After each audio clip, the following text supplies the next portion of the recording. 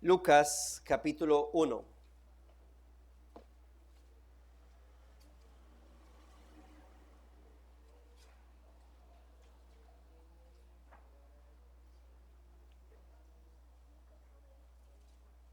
Lucas capítulo 1.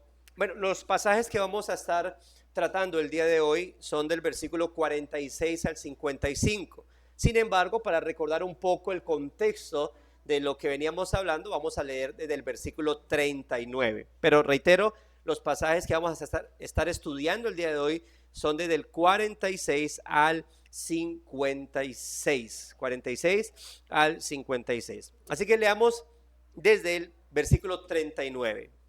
Estamos todos ahí, ¿verdad?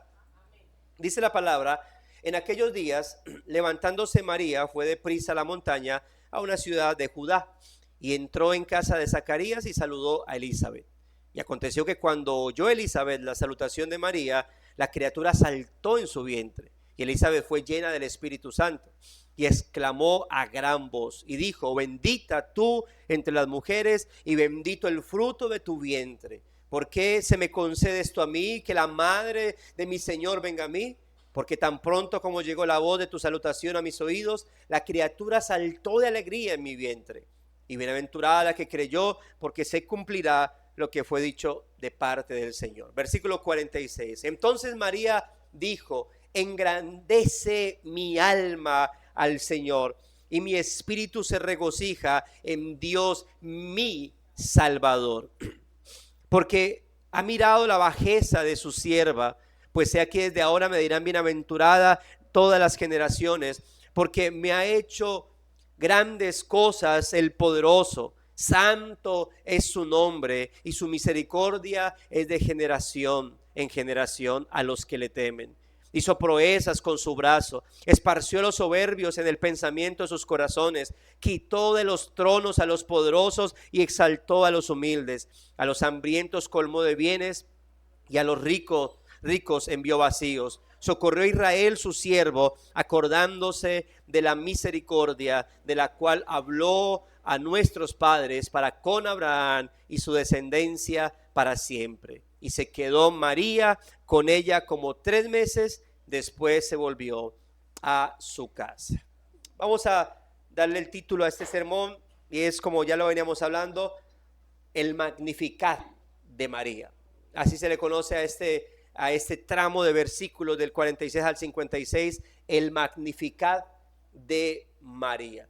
Bueno, hemos dicho en una que otra ocasión que el ser humano suele expresar sus pensamientos y emociones a través del canto, y por eso la música tiene demasiada emocionalidad. El ser humano es muy fácil a que, si está despechado, escucha música de despecho para despecharse más. Si está triste, escucha música triste para entristecerse más, ¿verdad? Y es debido a que la música o el canto contiene ese tipo de cosas. Tan solo melodías, uno da cuenta cómo le da un toque especial a lo que tiene que ver con escenas, ¿no?, de novelas o de películas. Y por eso el ser humano pues tiende a eso, ¿no?, a cantarle a todo tipo de cosas: al amor, al odio, a la vida, a la muerte, a la alegría, a la tristeza, etcétera. Y mencionábamos respecto a las escrituras que en ella nos encontramos con muchos cantos, ¿no?, aparte incluso del libro de los Salmos, que es un libro de cantos. Por solo mencionar algunos, tenemos por ejemplo en Génesis capítulo 4, versículo 23 al 24, solo para mencionarlo, nos encontramos con lo que pudiésemos decir el primer canto registrado en la historia bíblica. Y el asunto es que fue un canto de orgullo, de soberbia, entonado por Lamec. Luego, más adelante, en Éxodo capítulo 15, nos encontramos con un canto, pero en este caso un canto de redención, entonado por Moisés debido a la liberación que Dios dio de los egipcios. En Jueces capítulo 5 nos encontramos con otro canto, un canto de gratitud entonado por Débora, debido a la victoria que daba el Señor. En 1 de Samuel capítulo 2 nos encontramos con un canto de esperanza entonado por Ana, la mamá de Samuel, debido a la respuesta que Dios había dado. Y ahora, como ya mencionamos, y voy a recordarlo, pues en el Evangelio de Lucas nos encontramos con 5 cantos en lo que es la antesala y el preámbulo de la llegada del Mesías con la salvación, pues prometida, que recordemos, viene prometida desde Génesis capítulo 3, versículo 15, cuando Dios advirtió a la serpiente que de la simiente de la mujer nacería alguien que aplastaría la cabeza. Y ahora he aquí esta mujer pronta a dar a luz a aquel hombre. ¿Qué mencionamos? Que esos cánticos son: el primero, expuesto hace 8 días, el canto de Elizabeth, versículos 39 al 45. El segundo que hablaremos hoy, el Magnificat de María, versículos 46 al 55 o al 56. El tercero, el Benedictus de Zacarías, que se encuentra en los versículos 68 al 79, entonado por el sacerdote Zacarías. El cuarto canto, en Lucas capítulo 2, versículo 14, que mencionamos, no es entonado por hombres sino por ángeles, y es conocido como el Gloria in excelsis Deo. Y el quinto canto, ubicado en Lucas capítulo 2, verso 29 al 32, un canto de esperanza conocido como el Nunc Dimittis de Simeón, entonado por este hombre Simeón. Y como ya lo mencioné, bueno, hoy vamos a entonar vamos a exponer el segundo de estos 5 cánticos, ya no entonado por Elizabeth como fue el primero, sino ahora pues por María, la madre del Señor. Y este cántico conocido como, ¿cuál? ¿Cómo se llama? El Magnificat de María, ¿verdad? Y este cántico, y es este canto el que vamos a escudriñar y meditar el día de hoy. Y lo primero que podemos decir de estos versículos 46 al 56, de este canto inspirado obviamente por el Espíritu Santo y que está brotando del corazón de aquella joven aldeana que estaba viviendo algo realmente sobrenatural y único en la historia de salvación, es que es un canto saturado, lleno de las palabras del Señor del Antiguo Testamento. Proviene todo lo que María entona ahí, proviene de cosas que están escritas en el Antiguo Pacto, lo cual nos lleva a pensar, mis hermanos, en lo que había en el corazón de esta piadosa mujer. Recuerde que para entonces María, ¿cuántos años tenía más o menos? Entre 13, 14, 15 años tenía María. Y para ese entonces lo que expresa ella es lleno de la palabra del Señor. Por ejemplo, cuando María empieza a expresar palabras como engrandece mi alma al Señor, que es de donde viene la palabra Magnificat, engrandece mi alma al Señor, podemos pensar en textos de muchos como el Salmo 34, 2, por ejemplo, que cita esta frase: en Jehová se gloría mi alma. Cuando María dice que su espíritu se regocija en el Señor, podemos pensar en textos, por ejemplo, como Zacarías 9:9, cuando Dios por medio del profeta les exhorta a que se alegren y regocijen porque su Salvador viene. Cuando María reconoce a Dios como su Salvador, pudiésemos pensar en las palabras del rey David, cuando en 2 de Samuel, capítulo 22, verso 3, se refiere a Dios como su Dios y su Salvador en ese sentido personal. Y cuando María dice o recita porque ha mirado la bajeza de su sierva, esto nos recuerda las palabras de Ana, la mamá de Samuel, cuando en 1 de Samuel 1:11 dice que ella hizo voto diciendo: Jehová de los ejércitos, si te dignares a mirar la aflicción de tu sierva y te acordares de mí y no te olvidares de tu sierva. Y noten cómo tanto Ana como María se consideraban a sí mismas como ¿qué? Como siervas del Señor, indignas de que Dios la mirara. María citó las palabras: has mirado, ¿qué cosa? La bajeza de tu sierva. Es una palabra que se puede determinar como has mirado la indignidad de María, de tu sierva, perdón. Y finalmente cuando dice, pues he aquí, desde ahora me dirán bienaventurada todas las generaciones. Estas palabras hacen eco precisamente de esas palabras expresadas por allá en Génesis 30:13, cuando aquella mujer llamada Lea dice, incluso citando la Biblia de las Américas, dice lo siguiente: dichosa de mí, porque las mujeres me llamarán bienaventurada, bienaventurada. Y eso es lo que significa la palabra bienaventurada. Y de esta manera, ¿qué estamos viendo? Vemos cómo es que esta joven y obviamente piadosa joven estaba saturada de la palabra del Señor. Santiago, siéntate bien, para que no te duermas. Sin duda, hermanos, esta joven conocía la historia de su pueblo y sabía y conocía al Dios del pacto. Y aquí, hermano, quiero que pensemos por un momento, hermanos, especialmente los jóvenes. El libro de lectura de María no era otro sino el Antiguo Testamento. El hecho de que estemos ante una joven de entre 13 y 15 años llena de la palabra del Señor implica, amado hermano, no simplemente wow, lo piadosa que era esa niña, sino también pudiésemos pensar en la responsabilidad que sus padres tenían para con ella, a constantemente ¿qué? Guiarla en el camino del Señor, y la disposición que ella tenía. Y por eso, jóvenes, se llama al hecho de que estén atentos a las palabras de sus padres, atentos a las palabras de la congregación, para que también puedan meditar en ellas. Memoricen la palabra del Señor. Ella leía constantemente las historias que allí se encontraban. Ella se maravillaba quizá al leer la historia de Ana, por ejemplo, la mamá de Samuel. Ella se asombraba al ver lo que Dios había hecho, por ejemplo, en la vida de Ruth. Ella simplemente conocía y escudriñaba los milagros que Dios había llevado a cabo a lo largo de la historia de la redención, de cómo Dios, como amador de este pueblo, trataba con cada uno de sus descendientes.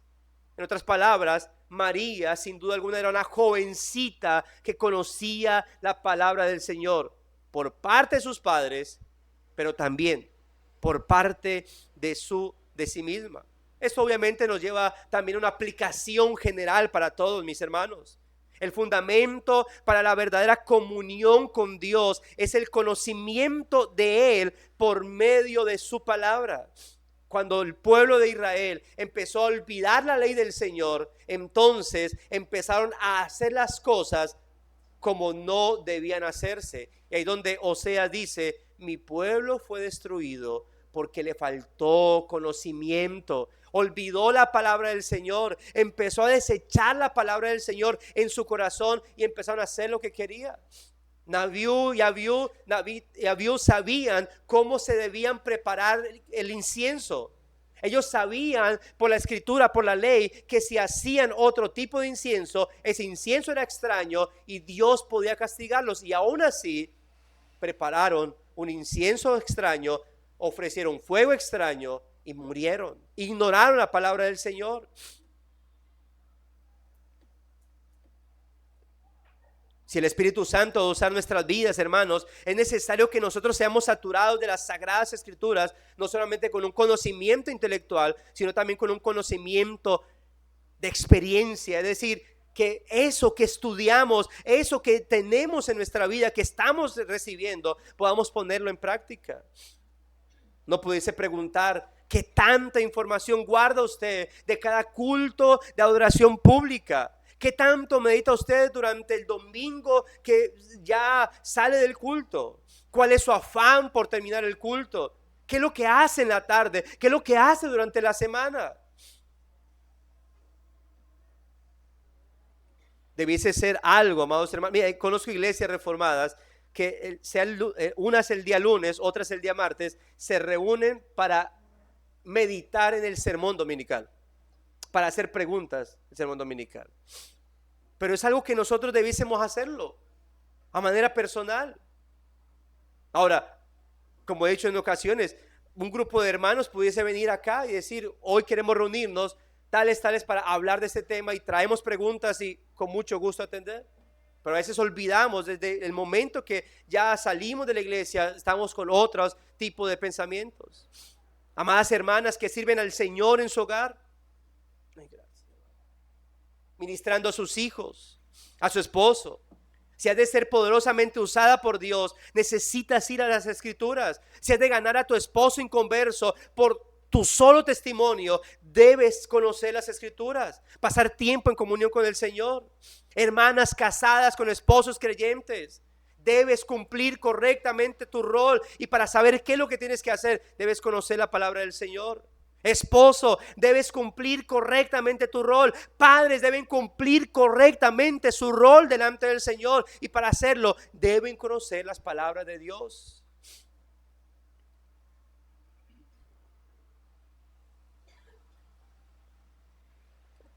Si queremos tener sabiduría para conducirnos en el día a día, y si queremos tener discernimiento sobre las mejores decisiones que deberíamos tomar en nuestro diario vivir, mis amados hermanos, necesitamos ser saturados de la palabra del Señor. Como dice Pablo en los Colosenses, la palabra de Cristo mora abundantemente en vosotros.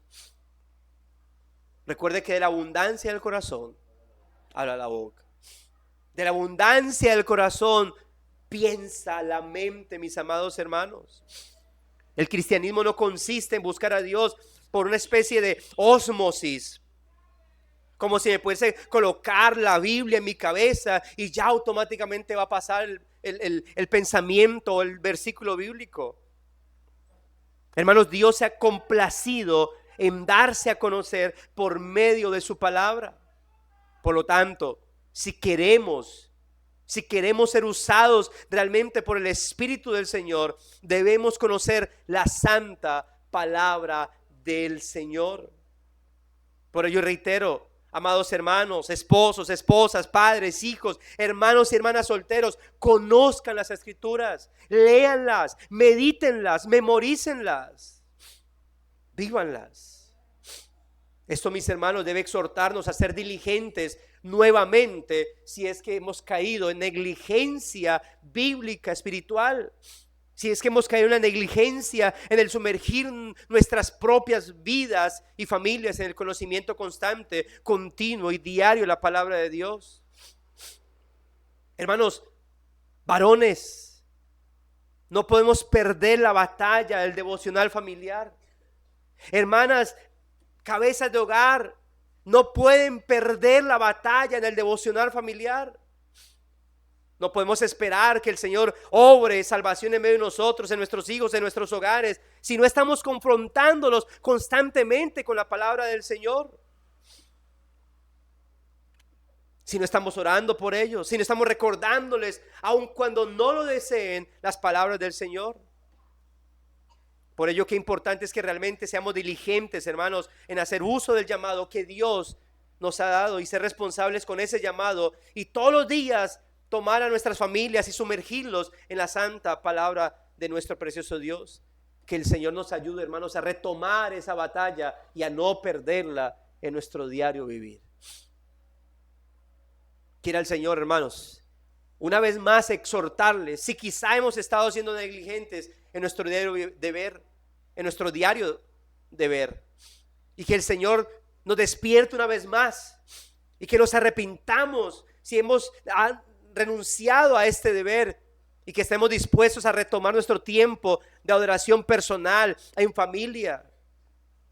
Y si has estado siendo diligente, mi hermano, si tal vez hoy puedes dar gracias al Señor en este momento de que no estás en negligencia, hermano, te animo a que sigas buscando el rostro de Dios en su santa palabra, que sigas así perseverando con tu familia, junto con tu esposa, cumpliendo ese rol de sacerdote de hogar, guiando a tus hijos por el camino del Señor, y así puedas verdaderamente ser usado por el Espíritu de Dios y aplicar las gloriosas y eternas verdades en esos corazones de tu familia y ser de bendición para la iglesia. Ahora, eso es lo primero que podemos decir respecto a este glorioso o a este precioso canto. Y quiero que recordemos que María tuvo ese precioso encuentro con aquel ángel, en donde ella escuchó de aquel ángel el testimonio de lo que Dios estaba a punto de hacer en medio del pueblo. Luego María va donde Elizabeth y tiene ese precioso encuentro con ella, en donde Dios le testifica la realidad y veracidad de todo lo que estaba ocurriendo, encontrándose con un bebé que aún desde el vientre estaba testificando acerca de la presencia del Mesías dentro de ella. Cuando este bebé saltó de gozo al saber que estaba delante del amado Señor. Todas estas cosas, hermanos, son el contexto en el que ahora María se encontraba ante ese testimonio que estaba recibiendo de parte de Dios y quien le muestra que es cierto lo que se ha declarado. Y comienza ahora con gran gozo a cantar y alabar al Señor. Y a través de esto, pues podemos ver que el propósito de este mensaje es mostrarnos por el Espíritu Santo y a través de este precioso canto la radiografía del corazón de una verdadera creyente, quien conoce y ama profundamente a su Dios. No es una mujer perfecta, no es una mujer sin pecado concebido, como dicen algunos, es una mujer de carne y hueso, con naturaleza pecaminosa, pero que ama al Señor y está rendida a Él. Y de esa manera nos instruye acerca de la genuina adoración que es aceptable ante nuestro Creador, la cual surge la contemplación del carácter de Dios y de la gloria que nos ha sido revelada en la persona y obra de su Hijo, nuestro Señor Jesucristo. Nuestro sermón por medio de este canto del Magnificat de María será presentado en 3 puntos. Hablaremos primero de la forma de la adoración verdadera. Hablaremos del fruto de la verdadera adoración. Y 3, hablaremos del sujeto de nuestra verdadera adoración. La forma, el fruto y el sujeto de nuestra verdadera adoración. Hablemos del primer punto, la forma de la verdadera adoración. En el texto, note que María comienza a adorar al Señor por causa de lo que está contemplando ella en esos momentos. Aquí quiero recordar una frase del filósofo griego Aristóteles. Y él dijo lo siguiente: trabajamos para poder disfrutar del ocio. Pero, ¿qué quería decir Aristóteles con esa frase? En aquellos tiempos, porque no es lo mismo que ahora. Bueno, él estaba tratando de transmitir el verdadero propósito y sentido del ser humano. Hoy en día, nuestra cultura moderna, pues tendemos a pensar que nuestro propósito principal, según lo que uno ve en el corre-corre del ser humano, es laboral. Por eso el ser humano puede llegar a pensar: si tengo salud, lo tengo todo, porque teniendo salud puedo trabajar y generar plata y listo, ya estamos bien. ¿Y lo espiritual? Si se me da, si tengo el tiempo, si soy devoto, en fin. Que el propósito principal es trabajar, dedicarse a producir y producir. Y eso es parte ciertamente de lo que obviamente es el ser humano, ¿no? Pero Aristóteles decía: si hacemos eso, es solamente con el propósito de poder tener tiempo de ocio, decía él. Ahora, reitero, el ocio era un concepto muy diferente en aquel entonces al que tenemos hoy en día. Para la civilización antigua, el ocio no era perder el tiempo como hoy en día lo es. Cuando dice: uy, tan ocioso. Sin embargo, la palabra ocioso en aquel entonces tenía otra connotación. Significaba tomar un tiempo para contemplar aquellas cosas que son dignas de ser contempladas. Escucha esto. El ocio en aquel entonces, y por eso Aristóteles usa la palabra, significaba tomar un tiempo para contemplar aquellas cosas que eran dignas de ser contempladas. Significaba tomar un tiempo para cultivar y edificar la propia alma. Significaba tomar un tiempo para verdaderamente acercarnos y fortalecer nuestra parte inmaterial, como lo decía él, por medio de la contemplación de todas aquellas cosas que son dignas o que eran consideradas dignas y hermosas por sí mismas. Y eso es parte de la esencia del ser humano, de lo que es ser humano, de lo que implica el ser hecho a la imagen y semejanza de nuestro Dios.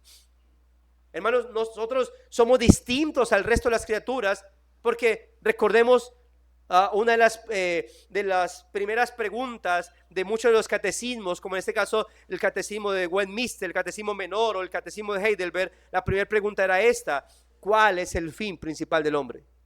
Y la respuesta es: glorificar a Dios y gozar de Él para siempre.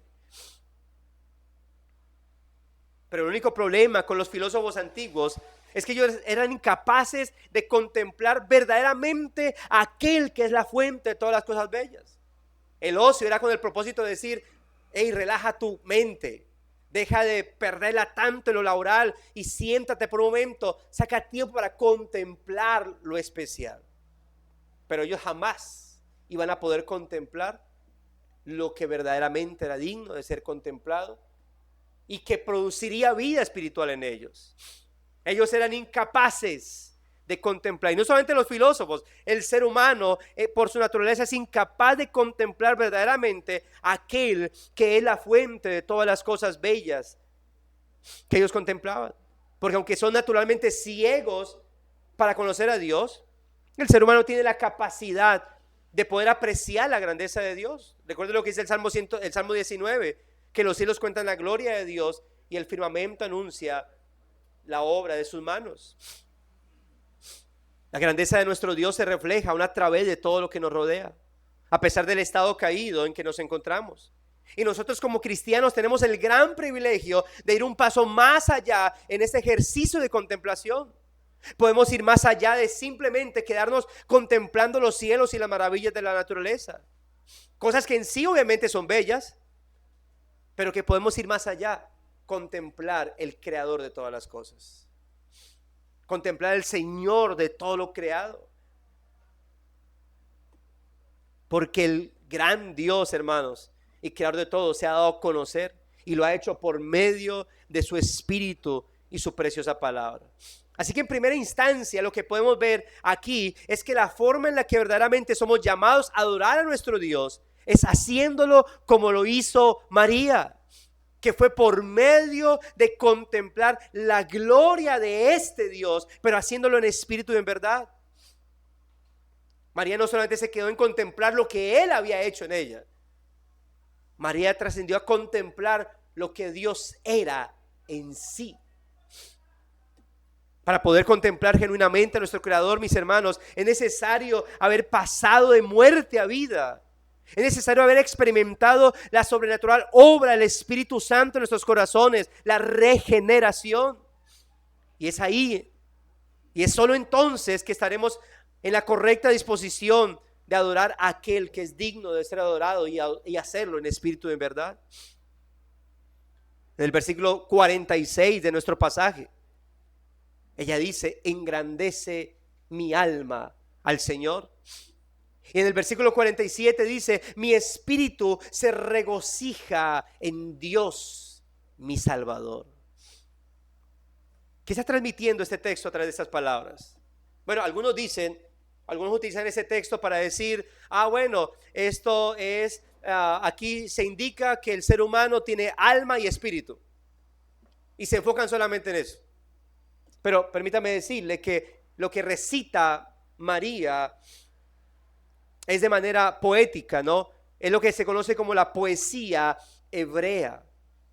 Así que aquí este texto no nos está diciendo que el ser humano tiene alma y espíritu. Aquí no está diciendo que por un lado María por su alma engrandecía al Señor y por su espíritu se regocijaba en Dios. No, lo que tenemos aquí eso se conoce como énfasis en la poesía hebrea. Es un caso de paralelismo hebreo en donde las dos frases tienen el propósito de simplemente enfatizar algo. No es el alma, no es el espíritu, es la acción que ella está haciendo.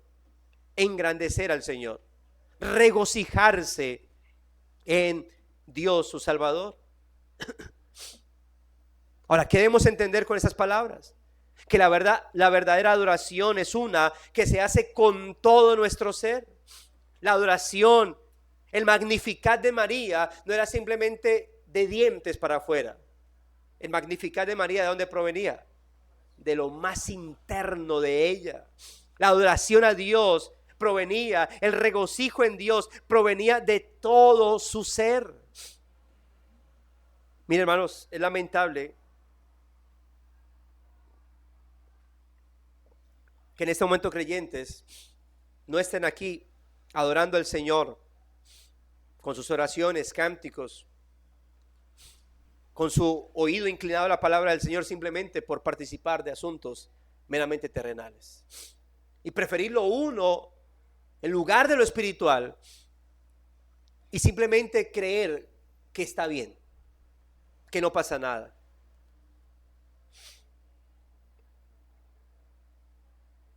Y es la diferencia entre ser un simplemente cristiano profesante y ser realmente un adorador en espíritu y en verdad, como el Señor lo demanda.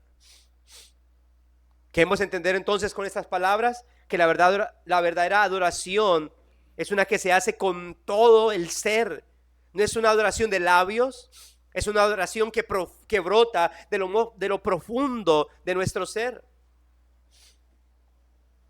En Efesios 5, el apóstol Pablo nos exhorta a cantar y alabar al Señor en nuestros corazones. De manera que las Escrituras nos llaman a nosotros a ser adoradores, pero no de cualquier forma, no solamente de labios, sino como dice Juan, en espíritu y ¿qué? Y en verdad. Porque la verdadera adoración es una que se ofrece al Señor con toda nuestra naturaleza enfocada en ello. Y es lo que está haciendo María cuando comienza a alabar a Dios. Ella simplemente está entregando todo su ser en una santa adoración a aquel que es digno de ser adorado. ¿Qué nos lleva a meditar esto? Bueno, a preguntar, ¿cómo está tu adoración al Señor? Una adoración que, recuerden, no es solamente en el culto de la adoración pública, sino en nuestra intimidad. Pero preguntemos, ¿cómo es tu adoración cuando te congregas con la iglesia en el día del Señor? Porque el propósito de este día es adorar a nuestro Señor como iglesia. ¿Cómo adoras? Cuando termina el culto, ante la pregunta, ¿cómo estuviste adorando al Señor? ¿Cuál sería tu respuesta? ¿Realmente con el corazón? Es decir, con tu entendimiento y todos tus afectos. ¿Realmente has venido el día de hoy buscando adorar al Señor con todo tu ser? ¿O simplemente cumplir con una labor más, una venida más, un culto más? Y cuando eso es así, hermanos, la semana no varía en nada. Cuando eso es así, la semana no tiene ningún cambio proporcional en nuestro caminar cristiano. Es una semana más en este mundo. Y por eso en el día a día, cuando se hace la pregunta, ¿cómo está realmente hablando aquel que es digno? Tal vez la respuesta sea una adoración indiferente, fría, monótona. Hermanos, quiere el Señor usar el día de hoy ese texto para poder encender nuestra adoración y enfocarla adecuadamente. ¿Qué dijo María? Engrandece mi alma al Señor. ¿Qué dijo María? Mi espíritu se regocija en Dios mi Salvador. Y luego en el versículo 48, ¿qué reconoce María? Porque has mirado la bajeza de tu sierva. Mis hermanos, la verdadera adoración produce algo en el corazón de los hombres. Cuando realmente el creyente se acerca a Dios para contemplar su magnificencia, la adoración que se produce es una que nos hace sentir insignificantes ante el Señor, pero que nos revela que Él es realmente grande y majestuoso. Y a la vez que nos hace sentir insignificantes, entonces nos hace sentir privilegiados por estar aquí. Esto es lo que ella está tratando de transmitir cuando dice, engrandece mi alma al Señor. Pero ¿cómo engrandecemos a un Dios que es ya de por sí infinitamente majestuoso? ¿Cómo engrandezco yo al Señor? ¿Qué está diciendo María? ¿No es algo incoherente? Dios es grande, Dios es infinito. ¿Cómo lo voy a engrandecer? Bueno, hermanos, no hay absolutamente nada que podamos hacer en ese sentido. Sin embargo, al exaltarlo, es en nuestra vida que Él se vuelve más glorioso. Al exaltarlo, es en nuestra vida que Él se vuelve majestuoso. Él ya es majestuoso, Él ya es excelso, Él ya es glorioso. Él no necesita mi adoración. Pero cuando lo adoro en espíritu y en verdad, en mí Él se hace glorioso, en mí Él se hace majestuoso. Y es en mí que hay beneficio espiritual cuando eso sucede, hermanos. El alma de María había sido saturada por el sentido de lo divino, por su presencia y por su misericordia. Y así es de lo más profundo de su ser. Su gran anhelo era exaltar a su Dios. Eso es lo que significa magnificar y elevar a Dios en exaltación.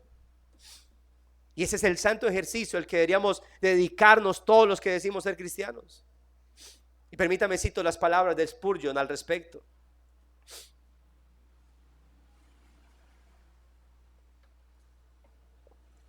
Charles Spurgeon dice lo siguiente: alguien ha dicho que el estudio apropiado de la humanidad es el hombre. No voy a negar ese concepto, dice él, pero pienso que es igualmente cierto que el estudio apropiado para los elegidos de Dios es Dios mismo.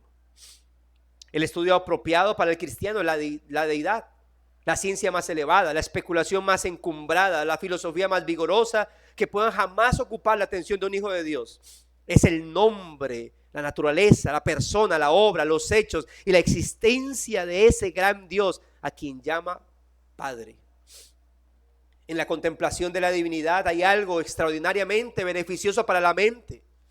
Es un tema tan vasto que todos nuestros pensamientos se pierden en su inmensidad, tan profundo que nuestro orgullo se hunde en su infinitud. Cuando se trata de otros temas podemos abarcarlos y enfrentarlos. Sentimos una especie de autosatisfacción al encararlos y poder seguir nuestro camino con el pensamiento de que aquí somos sabios.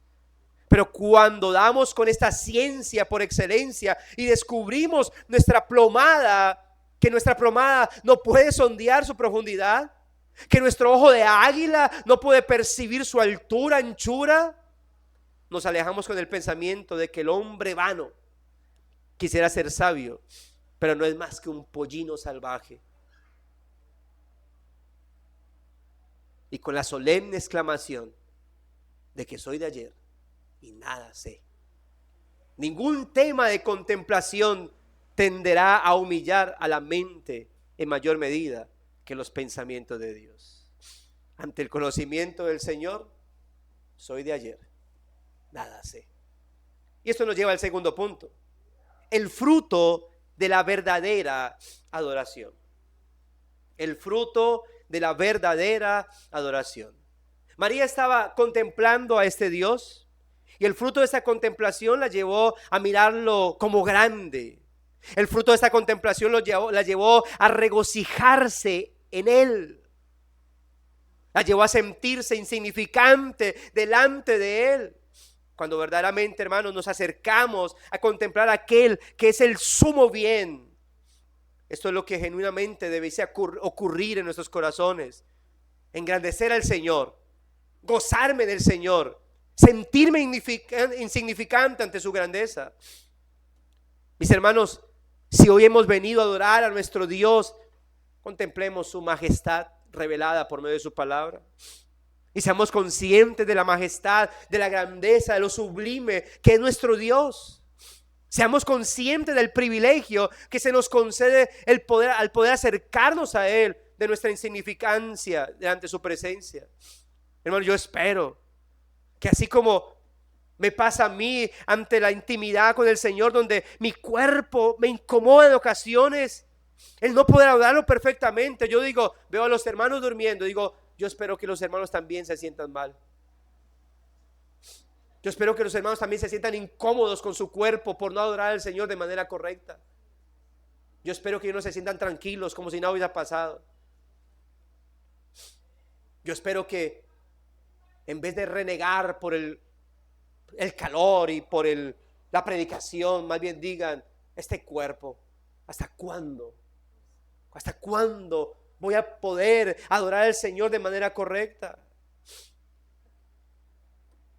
Seamos conscientes de que con todo Él se complace de mirarnos como miró a María en aquel momento. Precisamente las palabras, porque has mirado la bajeza de tu sierva, transmiten ese verdadero sentido de gozo, hermanos, de alegría, de satisfacción, al darse cuenta cómo es que el gran, el único, el solo soberano Dios puso su mirada en ella. Una joven aldeana, y sin embargo el Dios vivo y verdadero puso su mano sobre ella para que ella llegara a ser la Theotokos, es decir, aquella que porta y da luz a aquel que es Dios. Imagínense la sensación que pudo haber tenido en esos momentos, y también ante las palabras de Elizabeth cuando ella preguntó ¿por qué a mí? ¿Se acuerda?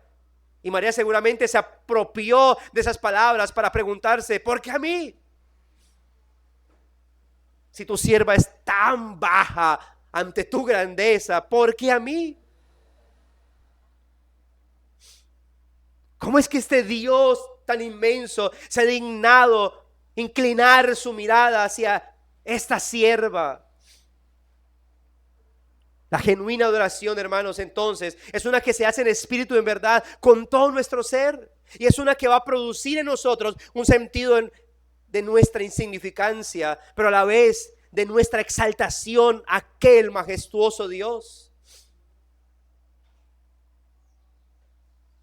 Sin embargo, esto nos debe llevar, amados hermanos, al sujeto de la adoración. Al sujeto de nuestra verdadera adoración. Si la verdadera adoración viene entonces de contemplar a ese Dios, el Señor, ayudarnos el día de hoy para que juntos contemplemos a este Dios, para que como fruto verdaderamente adoremos a este Dios, como Él es digno de ser adorado. Debe ser nuestro ruego diario, hermanos. Dios, tú eres grande, yo soy insignificante, ayúdame en esta tierra a adorarte de manera correcta, en espíritu y en verdad. A través de este cántico, el Magnificat, María nos revela quién es este Dios, quién es este ser al cual ella se postra en adoración, por qué causa es que ella se encuentra en tan grande asombro. Y es de esta manera como ella empieza a hablarnos, hermanos, de atributos del Señor. Y en primera instancia vemos que María se refiere a Dios como su Señor. ¿Se acuerda la palabra griega para Señor? ¿Quién la recuerda? Kurios o Kyrios, que es Señor de todo, Dios de todo. Una y otra vez María se refiere a Él como su Señor. Elizabeth ya había llamado a Jesús, el bebé en el vientre de María, le había dicho, se había referido a Él como su Señor.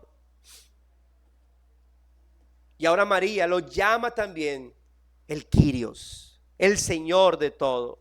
Ella sabía que estaba delante de la presencia de Dios, que siempre es fiel. Y no solamente lo llama su Kyrios, lo llama su Salvador. Y aquí volvemos a enfatizar esta verdad, hermanos, en contra de aquel pensamiento que dice que María es una que jamás conoció pecado, la Inmaculada Concepción, pero que es falso.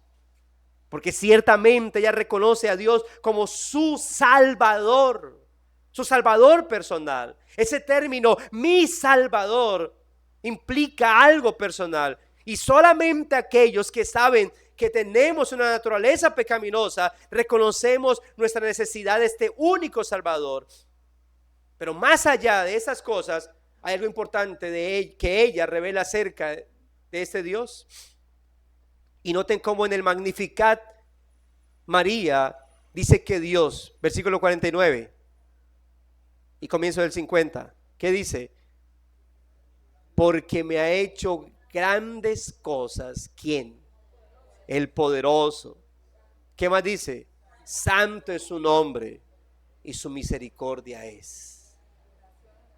Y así, hermanos, esos tres aspectos de la divinidad nos llevan a contemplar la gloria de Dios. Su Señor, su Salvador. Pero ahora nos presenta María tres aspectos del carácter de Dios. ¿Qué dice el primero? Dios es poderoso. Ese Dios ha mostrado su poder a lo largo de la historia de la redención. Seguramente María tenía en su corazón muchas historias en las que Dios simplemente los había liberado al pueblo entero de grandes peligros. Yo creo que uno de los mayores ejemplos o acontecimientos históricos que tiene el pueblo de Israel o los judíos es el Mar Rojo, donde ahogó a los enemigos más fuertes que pudiese haber tenido, los egipcios, donde no solamente los ahogó, sino que previo a eso pudieron pasar por el mar como en seco. Así que la Biblia nos habla acerca del poder de Dios una y otra vez, porque Dios no solamente es poderoso, o se refiere a Dios como poderoso, sino como el todopoderoso. El ángel Gabriel le dijo a María que para Dios no hay nada imposible y que ella estaba siendo testigo del poder de Dios.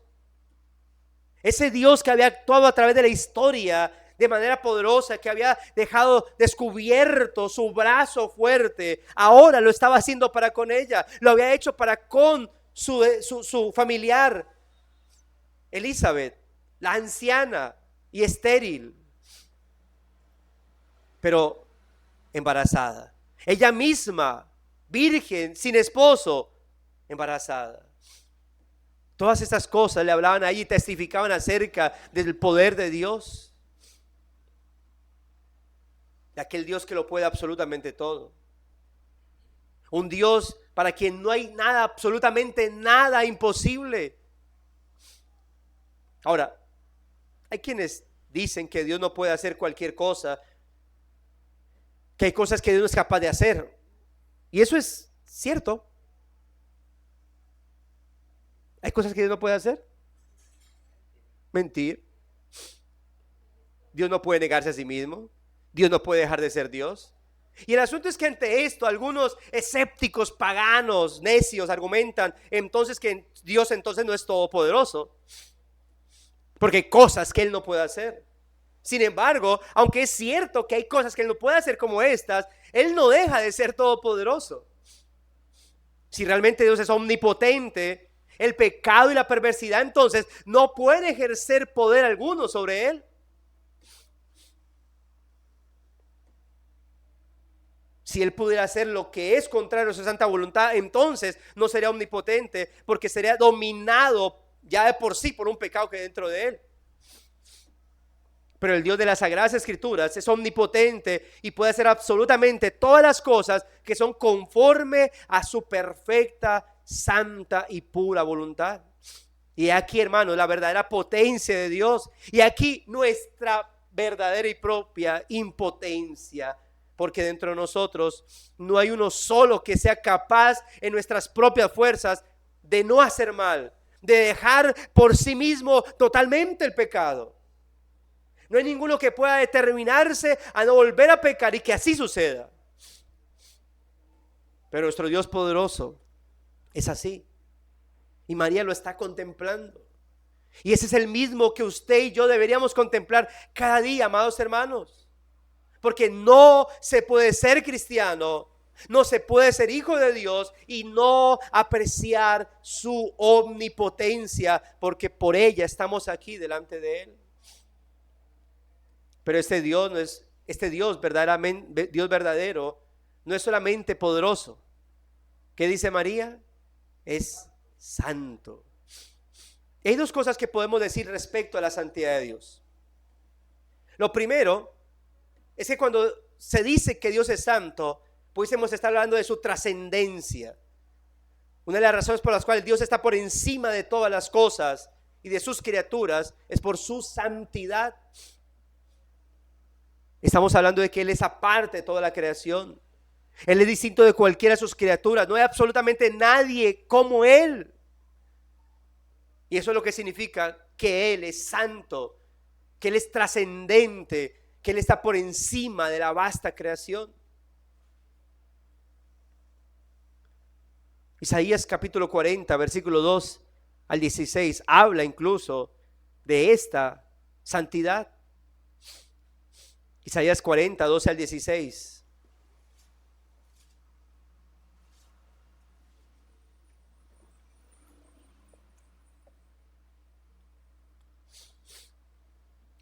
Dice: ¿quién midió las aguas con el hueco de su mano y los cielos con su palmo?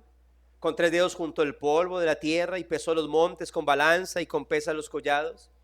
¿Quién enseñó al Espíritu de Jehová o le aconsejó enseñándole? ¿A quién pidió consejo para ser avisado? ¿Y quién le enseñó el camino del juicio? ¿O le enseñó ciencia? ¿O le mostró la senda de la prudencia? Versículo 15. Y aquí que las naciones le son como gota de agua que cae del cubo y como menudo polvo en las balanzas le son estimadas. Y aquí que hace desaparecer las islas como polvo. Ni el Líbano bastará para el fuego, ni todos sus animales para el sacrificio. ¿Qué nos está diciendo el texto? Dios está diciendo quién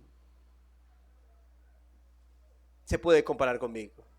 Dios les está diciendo, ¿ustedes quieren compararme a algo? Observen mis obras. ¿Quién formó todas estas cosas? ¿Quién realmente es capaz de poner todas las aguas del océano en este mundo en el solo hueco de su mano? ¿Quién es capaz realmente con solo 3 dedos juntar el polvo de la tierra? ¿Quién es capaz de hacer todas estas cosas? Es la pregunta del Señor. Observen las naciones. Nos está diciendo el texto. Observen la gran cantidad de reinos que existen alrededor de ustedes. Observen el poder de los reyes, que los reyes ejercen sobre la humanidad. Pero sepan una cosa, aún todos los reinos juntos de esa tierra no son más que una especie de ¿qué? De gota de agua cayendo de una cubeta delante de mi majestad. Mis hermanos, Dios está conduciendo nuestros pensamientos a entender cuán trascendente es Él, cuán distinto es Él. Salte de los versículos 22 y 23. Note lo que dice. Él está sentado sobre el círculo de la tierra, cuyos moradores son como langostas. Él extiende los cielos como una cortina, los despliega como una tienda para morar. Él convierte en nada a los poderosos y a los que gobiernan la tierra hace como cosa vana. Versículo 25. Note la conclusión de esto. ¿A qué pues me haréis semejante o me compararéis? Dice ¿quién? El santo, el trascendente, el Dios que no tiene comparación. Esto es la santidad de Dios en un sentido. Y es el Dios al que somos llamados a adorar. Un Dios absolutamente trascendente, un Dios incomparable, un Dios al que no podemos realmente asemejarnos en lo absoluto. Un Dios que es santo, santísimo, hermanos. Y lo segundo que podemos decir de su santidad es que además de ser un Dios trascendente, es un Dios puro. Y cuando decimos puro, es porque aborrece el pecado. Nada más lejos de ese Dios que el hombre ha concebido en su propia imaginación. Lutero reclamaba a Erasmo con las palabras diciéndoles: tu problema, Erasmo, es que tus conceptos de Dios son demasiado humanos. En otras palabras, te hiciste tu propio Dios. Y ese es el gran problema de la humanidad. Y no solo de la humanidad, el gran problema de muchas iglesias evangélicas. El gran problema de las sectas. Se han creado su propio Dios. Tienen una concepción ya demasiado humana de Dios. Y por eso cuando se presenta el Dios de las Escrituras, lo rechazan porque no puede concebir que Dios sea como las Escrituras dicen que es. Y tienen que entonces empezar a despedazar a Dios y formar su propio Dios. Yo no creo que Dios sea así, yo no creo que sea así, no creo que sea así, no creo que sea así. Yo creo que es así, como el mío, como el que yo creo. Y eso atenta ¿contra qué? Contra la santidad y la pureza de Dios. Dios es digno de ser adorado, exaltado, honrado. Y el hecho de que su santidad también se refleje en su propia pureza, esto quiere decir que Dios aborrece la maldad, la iniquidad, el pecado. En Isaías 6 nos encontramos con aquella ocasión en la que el profeta tiene el encuentro con la majestad. Y al contemplar la santidad, la pureza de Dios, ¿qué pasa con el profeta? Queda postrado, se llena de temor y se castiga a sí mismo diciendo: ¡ay de mí, que soy muerto! Porque soy un hombre de labios inmundos. El Dios de las Escrituras es santo y por lo tanto aborrece el pecado. Y esa es la causa por la que deberíamos tener este Dios, porque a causa de nuestro pecado, a causa de la santidad y pureza, hermanos, los seres humanos se han hecho enemigos de Él. Y será así hasta que Dios mismo nos reconcilie con Él por medio de Cristo. Por eso aquel que no sea creyente, amigo que nos esté visitando, que no es cristiano, espero que usted pueda entender la misericordia y la gracia de Dios, de cómo Él está ahí para salvar, pero también que usted pueda entender por qué necesita la gracia y la misericordia. Y la razón por la cual usted necesita de gracia y misericordia es porque Dios es santísimo.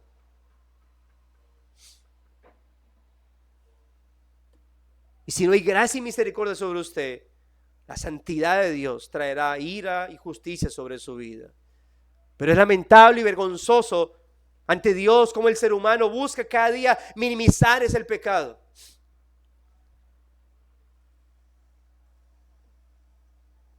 Amigos, si Dios dice que eso es pecado,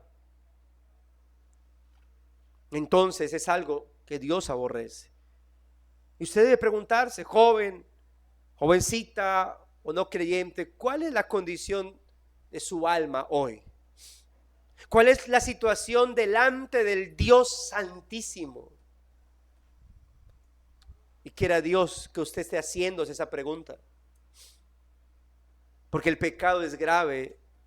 Y no solo por causa de nosotros, sino por causa de contra quién es que se peca. Contra un Dios, como dice Isaías, que es 3 veces santo.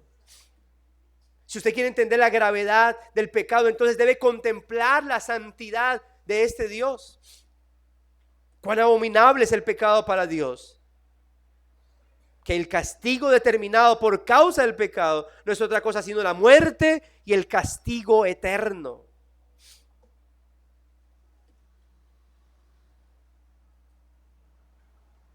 A los jóvenes, a los adolescentes que están entre nosotros el día de hoy, no miren el pecado como algo para disfrutar en esta vida.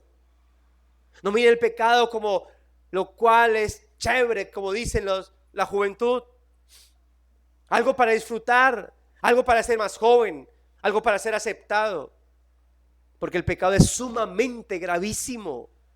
Afrenta la santidad de Dios. Trae condenación para tu vida.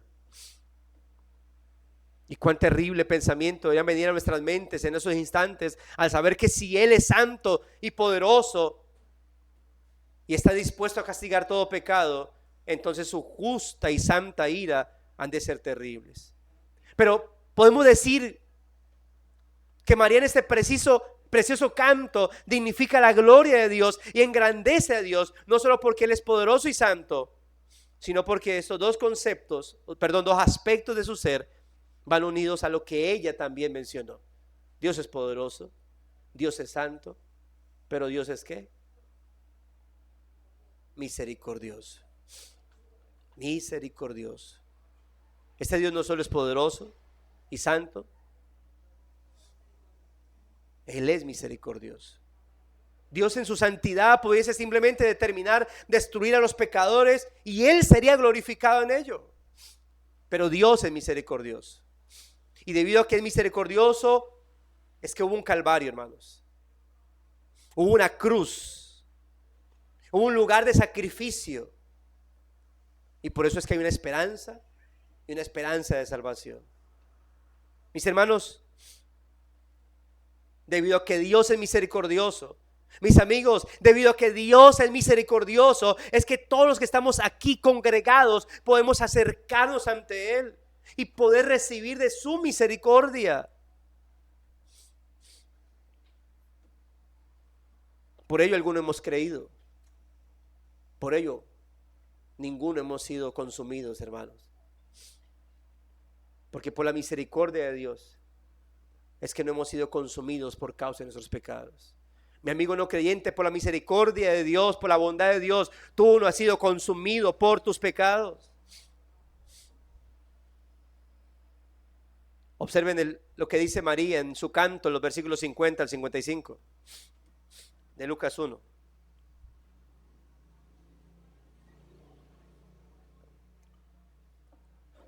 ¿Qué dicen los versículos 50 al 55? O el sermón está muy aburrido, los hermanos están muy trasnochados el día de hoy. Versículos 50 al 55 dice: y su misericordia es de generación en generación a los que le temen. Hizo proezas con su brazo, esparció a los soberbios en el pensamiento de sus corazones. Quitó de los tronos a los poderosos, exaltó a los humildes, a los hambrientos colmó de bienes, a los ricos envió vacíos. Socorrió a Israel su siervo, acordándose ¿de qué?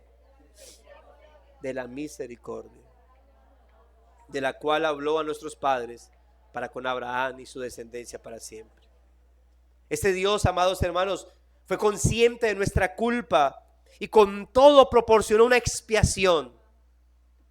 Este Dios es consciente de nuestra debilidad y a causa de su misericordia proveyó fortaleza en su Hijo. Este Dios es consciente del peligro en el que nos encontramos y a causa de su misericordia proporcionó un suficiente refugio para nuestras vidas. Este Dios es consciente de nuestro estado de indigencia, pero a causa de su misericordia proporcionó un hogar en el cielo.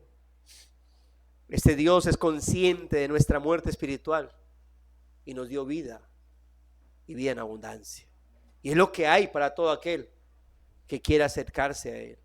La misericordia de Dios nunca piense que puede rebajarse demasiado para alcanzarnos o que puede hacerse demasiado para ayudarnos, porque es algo demasiado bueno, demasiado grande para conferirnos.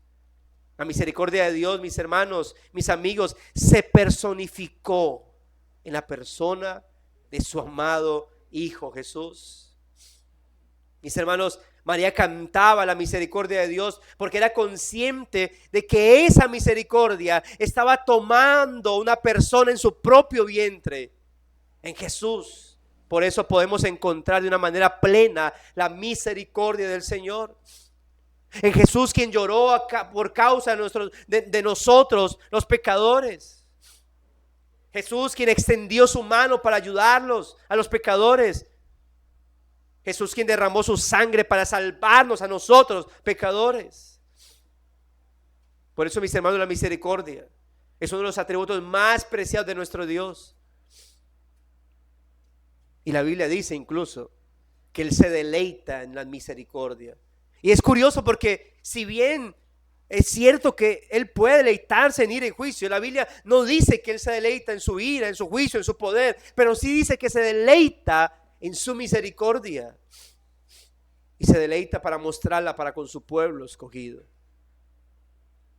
Se deleita, mis amados hermanos, porque la manera para Él poder derramar misericordia sobre aquellos que la necesitan costó la sangre de su Hijo. ¿Cómo no se va a deleitar Él? La Biblia dice que Dios es grande en misericordia, que Dios es rico en misericordia, que Dios es abundante en misericordia, que su misericordia llega hasta los cielos, que su misericordia es desde eternidad hasta eternidad, que sus misericordias nunca decaen, que nuevas son cada mañana. La misericordia de Dios debería ser uno de los temas constantes en nuestros corazones, hermanos. Deberíamos pensar en ella, deleitarnos en ella, cantar de ella como lo hizo María, adorar al misericordioso Dios. Por eso, amigo no creyente, hijos de hermanos, quiera Dios que los haga conscientes de sus pecados, de la condenación a la cual están, y puedan contrastar su pecado con la misericordia de Dios, puedan ser conscientes de su miseria y puedan ir corriendo a Dios para suplicar misericordia. Amados hermanos, pensemos y regocijémonos en la misericordia de nuestro Dios. Y piensa o reflexiona, amada iglesia, como en medio de tus pruebas Él ha estado ahí presente con su misericordia. Como Dios ha estado presente para aliviar tus cargas. Como ha estado presente para sostenerte hasta el fin de tus días. Por eso, cuando te encuentres en problemas, recuerda la misericordia de este Dios. Cuando estés padeciendo a causa de tus enemigos, recuerda la misericordia de Dios. Como ella, como dice el salmista, te seguirá todos los días de tu vida. Y como por la misericordia de Dios es que seremos coronados por toda la eternidad. La misericordia, mis amados hermanos, es una que ha venido a nosotros sin ser buscada ni solicitada. Simplemente es aquella que Dios nos ha concedido en gracia para poder recibir favor tras favor de parte de Él entre esos que estando muertos en delitos y pecados, hoy podamos decir, estoy vivo en Cristo Jesús. La misericordia de Dios es aquella que nos ayudará a hacer frente a todos y cada uno de nuestros problemas. Es aquella que nos ayudará, mis amados hermanos, a pasar esos valles oscuros de sombra, de muerte. Es aquella que nos ayudará a sobrellevar esa autocondenación que viene sobre nuestra vida cuando hemos pecado. Es aquella que nos ayudará a correr cada día delante de la presencia de nuestro Señor para una vez más ser purificados. Que sea la misericordia de Dios la que nos lleve a cantar, a elevar nuestras voces juntamente con María en este texto, obviamente, y decir, engrandece mi alma al Señor y mi espíritu se regocija en Dios mi Salvador. Mis hermanos, el Dios vivo y verdadero que nos permite contemplarle es poderoso, es santo, santísimo y es misericordioso. Es un Dios inmutable. Y lo que María está recordando aquí nos ayuda a recordar esa parte de su carácter. Por eso lo hermoso para nosotros, hermanos, es que Dios sigue estando ahí presente en su gracia y misericordia. Ese Dios de Abraham, de Isaac, de Jacob, ese Dios de Israel, el Dios de María, el Dios que ha actuado en misericordia es el mismo ayer, hoy, por los siglos, hermanos.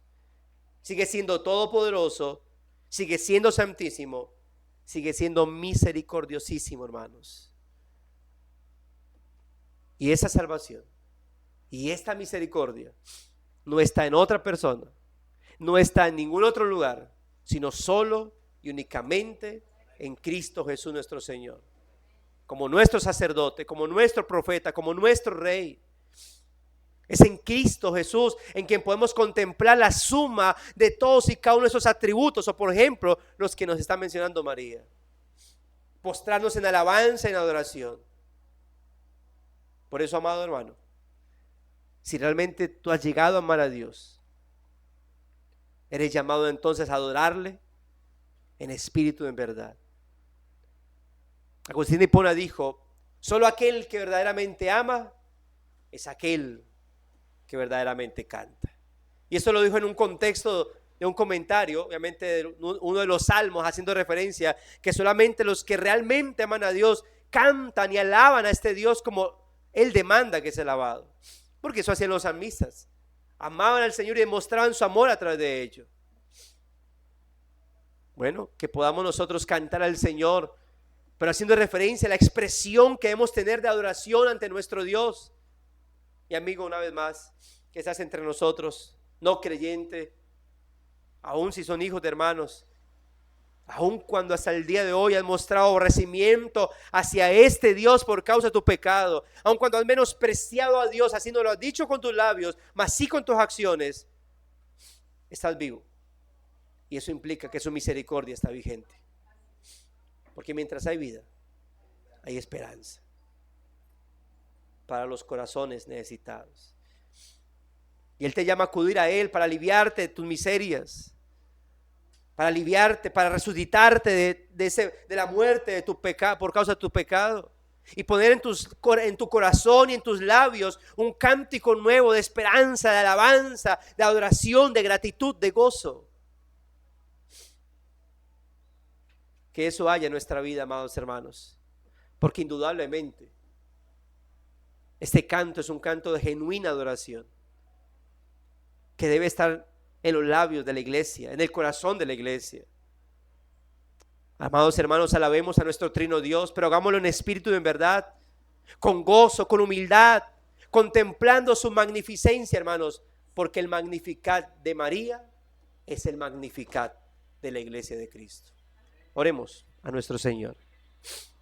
Bondadoso Dios y Padre nuestro, el honor y la alabanza sea para ti, porque tú eres digno de ser exaltado y glorificado, y nosotros privilegiados de poder hacerlo, Señor.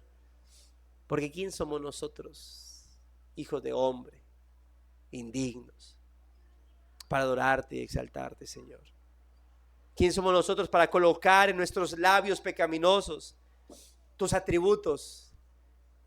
¿Quiénes somos nosotros para acercarnos ante tu trono de gracia y pedirte que inclines tu santo oído, que inclines tus santos ojos a mirarnos, Señor? Sin embargo, por Cristo podemos decir, como dijo María: has mirado la bajeza de tus siervos, has oído